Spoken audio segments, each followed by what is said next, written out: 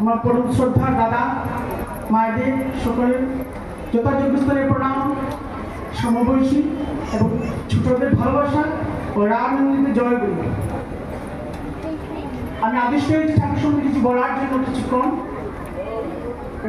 বলছি যে বিশ্বব্রহ্মাণ্ডের প্রত্যেক সত্তায় কিন্তু অস্তিত্বে কিন্তু চায় শান্তিতে, সুখে এবং আনন্দে বিশ্বাস করতে। আমরা খুব ভাগ্যবান যে পরম পিতার চরণের স্থলে আমরা আছি, যেখানে আমরা শান্তি স্বস্তির পথ খুঁজে পাই এবং শান্তি স্বস্তি পথটা তখনই চিরস্থায়ী থাকে যদি আমরা ঈশ্বরকে কেন্দ্র করে চলি, ঈশ্বরকে মাথায় নিয়ে চলি। প্রত্যেকের জীবনে কিন্তু গুরুর প্রয়োজন আছে।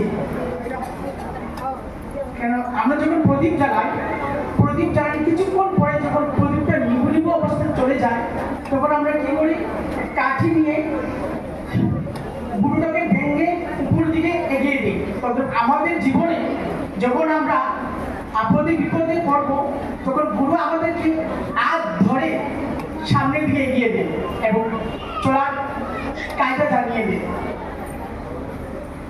আমরা ঠাকুরদেরই খুব ভাগ্যবান করি। ঠাকুর আমাদেরকে নিয়ে ঠাকুর বললেন যে আমাদেরকে ধরার মতো ধরতে। ঠাকুর প্রত্যেকের মাথায় সবাইকে ঠিক করে ধরে আছে, কিন্তু ঠাকুর বলেন আমাকে ধরতে হবে, আমাকে ঠাকুর ধরতে হবে, তখনই কিন্তু ঠাকুর আমাকে জীবন পথ চলার সুন্দর পথ চালিয়ে নিতে পারবো। আমি একটা ছোট্ট ঘটনা বলছি। ঠাকুর একদিন বসে আছেন ভক্তদেরকে নিয়ে, সামনে দিয়ে একটি বিড়াল ওর বাচ্চাদেরকে নিয়ে যাচ্ছে। তখন বারবার মা বিড়ালটি কি করছে, পিছন দিকে তাকিয়ে বাচ্চাটিকে তাকিয়ে যাচ্ছে যত্ন সহকারে। তখন উপস্থিত মধ্যে ভক্ত এক দাদা বললেন, ঠাকুর আমরা চাই আপনি যেন আমাদেরকে কেমন করে যত্ন সহকারে চোখের সামনে রাখেন। তখন অ্যাট দ্যাট মোমেন্ট একটা বানর বুকে বাচ্চা নিয়ে ধুরুম করে পড়লো। বানরকে আঁকড়ে ধরে রেখেছে। তখন ঠাকুর বললেন, আমিও চাই তোরা যেন পরম পিতাকে এমন করে আঁকড়ে ধরে রাখিস, যাতে আপদ বিপদ যখনই আসে তোরা ছিটকে না যাস, বিপদ হয়ে না পড়স, বিপদে না পড়স। তখন ঠাকুরকে এমন করে আঁকড়ে ধরে রাখবি, দেখবে বিপদের মধ্যে বড় আনন্দে থাকবে। আমি খুব ভাগ্যবান শিলচর সৎসঙ্গ বিহার স্বেচ্ছাসেবক সেবিকাদের মধ্যে আমি একজন। তাই আমি পথ পেয়েছি, সঠিক পথে আছি, সঠিক রাস্তাতে আছি। আমি দৃঢ় বিশ্বাস, ঠাকুরকে নিয়ে দৃঢ় বিশ্বাস আছি। আর আমার সঙ্গে ঠাকুর পরিবর্তে আছেন, এটা আমার দৃঢ় বিশ্বাস। আমার জীবনে ঘটে যাওয়া একটি গল্প বলছি। কিছুদিন আগে 11 আগস্টে আমাদের মধ্যে আমার সঙ্গে ঘটে যাওয়া একটি ঘটনা বলছি। আমরা কলিমপুর থেকে প্রায় 10-12 জন দাদা দুধপাতির উদ্দেশ্যে আমরা বিপিওতে ভেবেছিলাম বেরোবো 11 আগস্টে।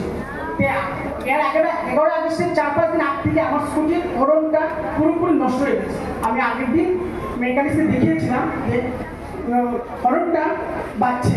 মেকানিক বললেন, দাদা আপনার হরনটা পুরোপুরি নষ্ট হয়ে গেছে, আপনাকে এটা বদলাতে হবে, আপনাদের আছে নাকি?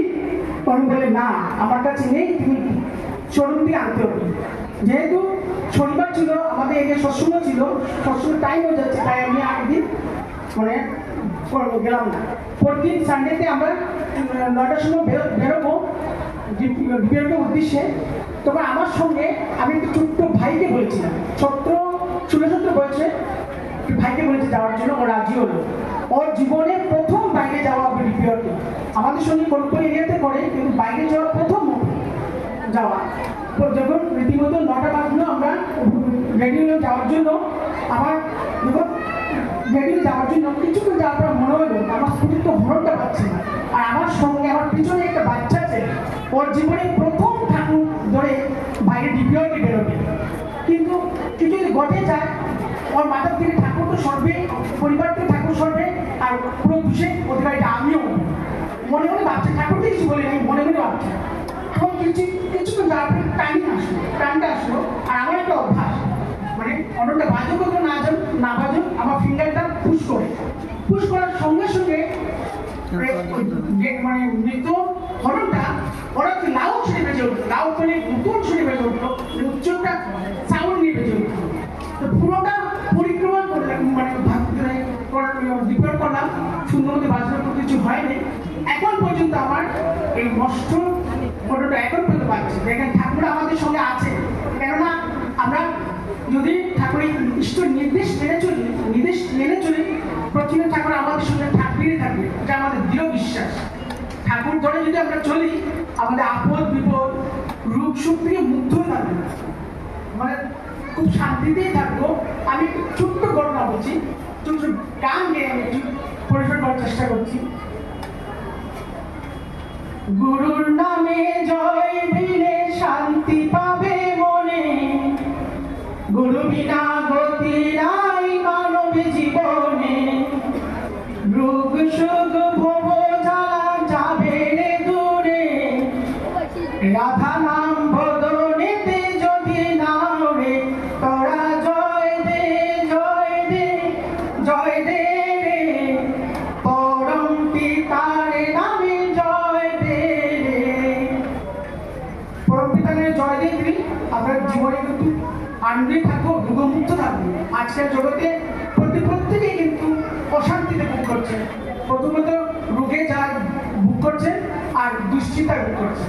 আমি উপস্থিত প্রতি অভিভাবককে কাছে অনুরোধ জানাই যে ওনারা যেন ওনাদের সন্তানকে ঠাকুরের সঙ্গে যুক্ত করে দেন, সৎসঙ্গের সঙ্গে যুক্ত করে দেন, মন্ত্রীর সঙ্গে যুক্ত করে দেন। দেখবেন ভবিষ্যতে দুশ্চিন্তা আপনার চিন্তা করতে হবে, আপনার ছেলেমেয়ের জন্য চিন্তাই করতে হবে না। ওরা যখনই আপদ বিপদে পড়বে ঠাকুর ওদেরকে তলিয়ে নিয়ে যাবে, উপর দিয়ে পথ দেখিয়ে দিবে। কিছুদিন আগে ঘটে যাওয়া একটা ঘটনা আপনারা সবাই জানেন, মৌমিতা দেবনাথের সঙ্গে ঘটেছিল ঘটনাটা। আমি মনে মনে ভাবতাম মেয়েটি যদি ঠাকুরের চরণে আশ্রিত থাকতো এরকম ঘটনা হতো না, ঠাকুর কোনো না কোনো চক্রান্ত করে ওকে বাঁচিয়ে দিত।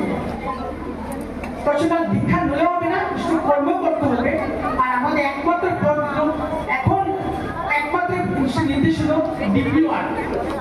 আমাদের ডিপিওয়ারকে কিন্তু আমাদের উন্নতির পথ, আনন্দের পথ এবং রোগমুক্ত থাকার পথ। কিন্তু আমি প্রত্যেকে ইষ্টচল জীবন জানিয়ে আমার সংক্ষিপ্ত দেখেন শেষ করুন। জয় গুরু।